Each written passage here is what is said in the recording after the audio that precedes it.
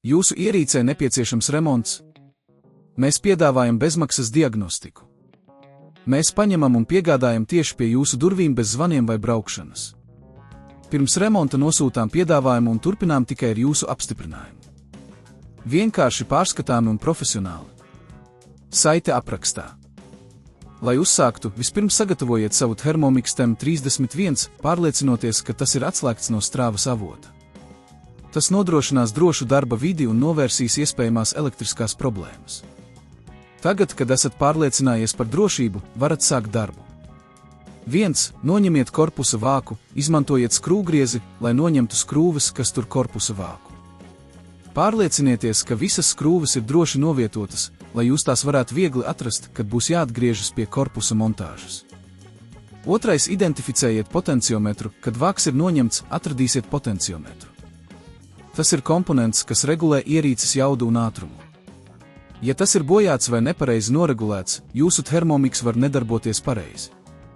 3. Pārbaudiet potenciometru, izmantojiet multimetru, lai pārbaudītu potenciometra pretestību. Ja tas ir ārpus pieļaujamām robežām, tas ir jāizstāj. Ja viss ir kārtībā, pārliecinieties, ka tas ir pareizi pievienots. 4. Noregulējiet potenciometru, ja nepieciešams, noregulējiet potenciometru. To var izdarīt, izmantojot regulēšanas skrūvi, kas atrodas uz potenciometra. Pārliecinieties, ka tas ir noregulēts uz pareizo pretestību, lai nodrošinātu optimālu darbību. 5. Uzstādiet klienta paneli. Tagad, kad potenciometrs ir noregulēts, varat pāriet uz klienta paneļa uzstādīšanu. Izmantojiet iepriekš sagatavoto paneli un pieslēdziet to pie attiecīgajiem savienojumiem.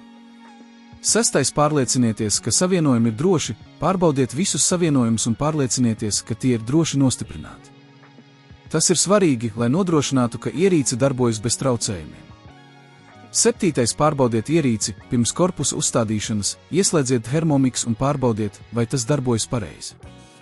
Pārliecinieties, ka potenciometrs reaģē uz jūsu regulējumiem un klienta panelis darbojas. Ja viss ir kārtībā, varat turpināt ar korpusa uzstādīšanu. 8. Uzstādiet korpusa vāku, pēc veiksmīgas pārbaudes pievienojiet korpusa vāku atpakaļ un nostipriniet to ar skrūvēm. 9. Bezmaksas diagnostika un saņemšana pie durvīm, ja jums ir šaubas par to, vai izpildījāt visus soļus pareizi, vai ja jums ir nepieciešama profesionāla palīdzība, mēs piedāvājam bezmaksas diagnostiku. Vienkārši sazinieties ar mums, un mēs organizēsim saņemšanu pie durvīm. 10. Piedāvājums pirms remonta. Ja izrādīsies, ka nepieciešams veikt papildu remontus, mēs sniegsim jums detalizētu piedāvājumu pirms darbu uzsākšanas. Tādējādi jūs varēsiet pieņemt informētu lēmumu par turpmākajām darbībām. Jūsu ierīcē nepieciešams remonts? Mēs piedāvājam bezmaksas diagnostiku. Mēs paņemam un piegādājam tieši pie jūsu durvīm bez zvaniem vai braukšanas. Pirms remonta nosūtām piedāvājumu un turpinām tikai ar jūsu apstiprinājumu. Vienkārši pārskatāmi un profesionāli. Saite aprakstā.